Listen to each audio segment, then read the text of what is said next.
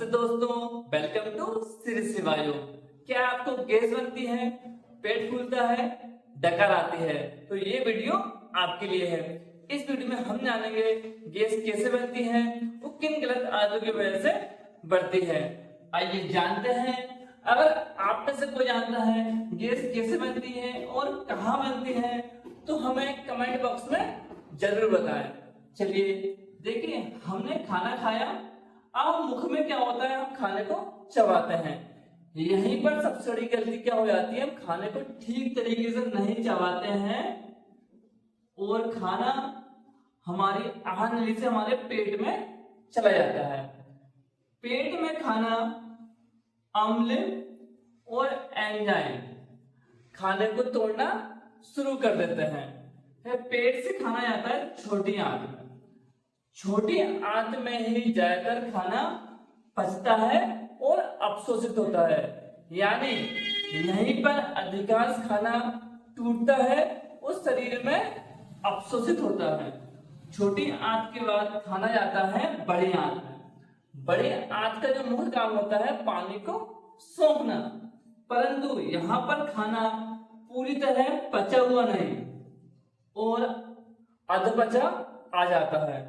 तो यहाँ पर जो क्या करते हैं, अच्छे बैक्टीरिया हैं वो खाने को पचाना तोड़ना स्टार्ट कर देते हैं और इसी प्रक्रिया में मीथेन, हाइड्रोजन और कार्बन डाइऑक्साइड गैसें बनती है। देखिए हमने जाना कैसे कैसे बनती है। अब जानते हैं किन गलत आदतों की वजह से गैस की समस्या बढ़ती है। पहला है ज्यादा मिर्च मसालेदार भोजन।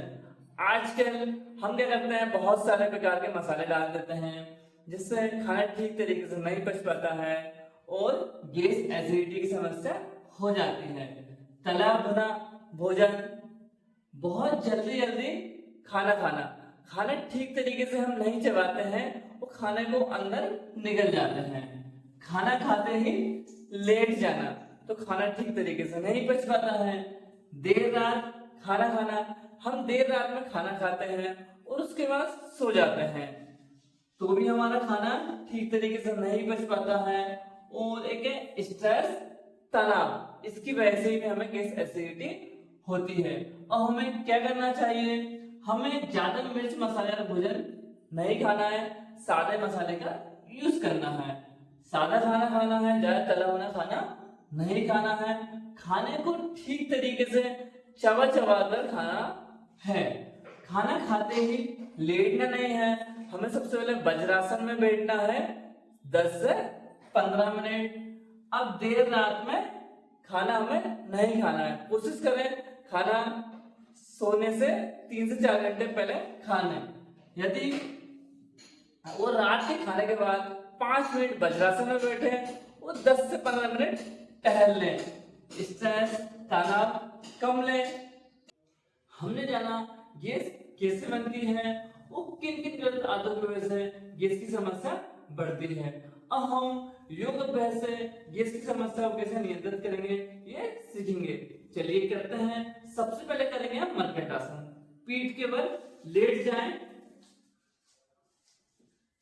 हमारे दोनों हाथ हमारे कंधे की सीध में फैला लें, हथेली आसमान की तरफ रखें, हमारे दोनों घुटने मोड़ लें, हमारे पैर के पंजे हमारे नितंब से सटे हुए हों, दोनों पैर आपस में चिपके हुए हों और हमारे दोनों पैर को दाएं तरफ मोड़ लीजिए और जमीन से टच कर लीजिए।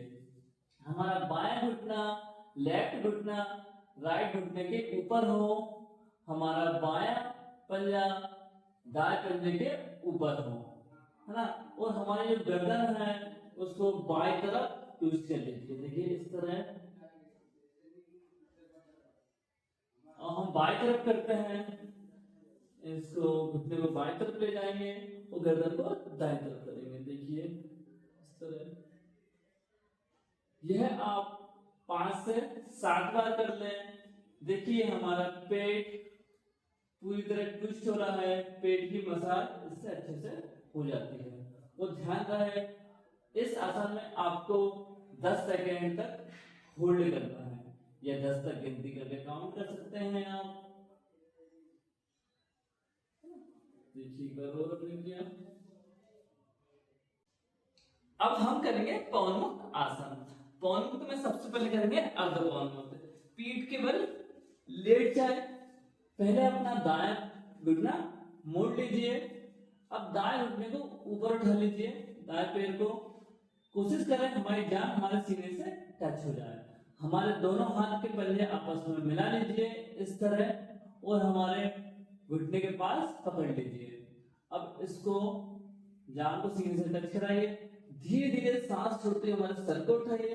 कोशिश करें हमारी नाक हमारे घुटने से टच हो जाए। यहीं पर आपको 10 सेकेंड होल्ड करना है।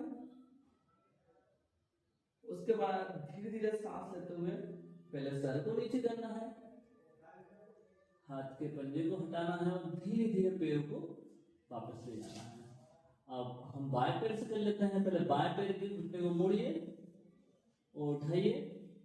अब दोनों हाथों से ग्रिप बनाइए, घुटने के पास पकड़िए और इसको खींचिए, हमारी जांघ को हमारे सीने तक लाइए।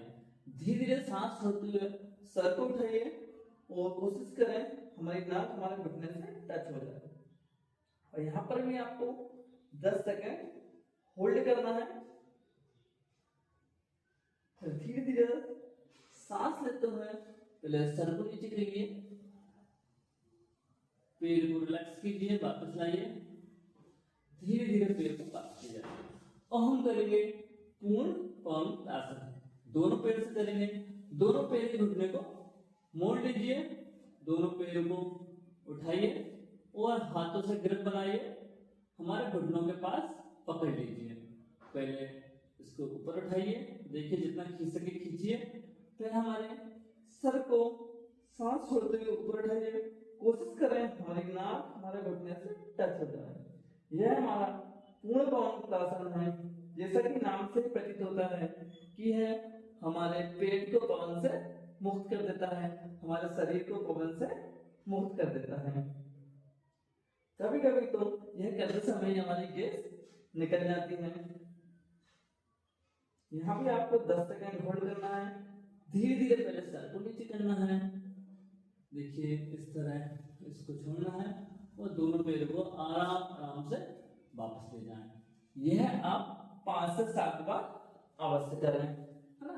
अर्ध पवन मुक्त आसन 5-5 बार कर लें और यह पूर्ण पवन मुक्त आसन 5 बार कर लें। अब हम करेंगे वज्रासन। देखिए वज्रासन में सबसे पहले आप ये घुटनों के बल आइए, है ना, इस प्रकार बैठ जाइए घुटनों के बल और अपने पैरों के पल्ले हैं उसको इस प्रकार मिल लीजिए। देखिए इस प्रकार और धीरे धीरे दोनों कदम हमारे पैर के पंजे के बीच में रख दीजिए, है ना। हमारे पैरों के पंजे के बीच में तब आएगा, एड़ी के बीच में गुदे द्वारा आएगा, ठीक है। हमारी जो है रीढ़ एकदम सीधी, गर्दन सीधी। इस प्रकार हमें वज्रासन करना है। यह भी आसन हमारे पाचन तंत्र के लिए बहुत ही लाभदायक है ना। देखिए हम इस प्रकार बैठे, हमारे घुटने आपस में मिला लें और हम यहाँ ज्ञान मुद्रा कर सकते हैं इस तरह। यह आपको खाना खाने के बाद 5 से 10 मिनट अवश्य बैठना है। शुरुआत में थोड़ी दिक्कत होती है बैठने में, पर धीरे धीरे आपको आरामदायक रूप से बैठ पाएंगे। आज हमने जाना गैस कैसे बनती है, किन किन आदतों की वजह से बढ़ती है और कौन कौन से योग अभ्यास करना चाहिए। ये योग अभ्यास आप नियमित रूप से प्रतिदिन करें, आपको गैस में लाभ मिल सकता है। आपको ये वीडियो कैसी लगी हमें कमेंट बॉक्स में जरूर बताएं और हमें अगली वीडियो किस टॉपिक पर लाना है ये भी हमें जरूर बताएं। जय श्री राम।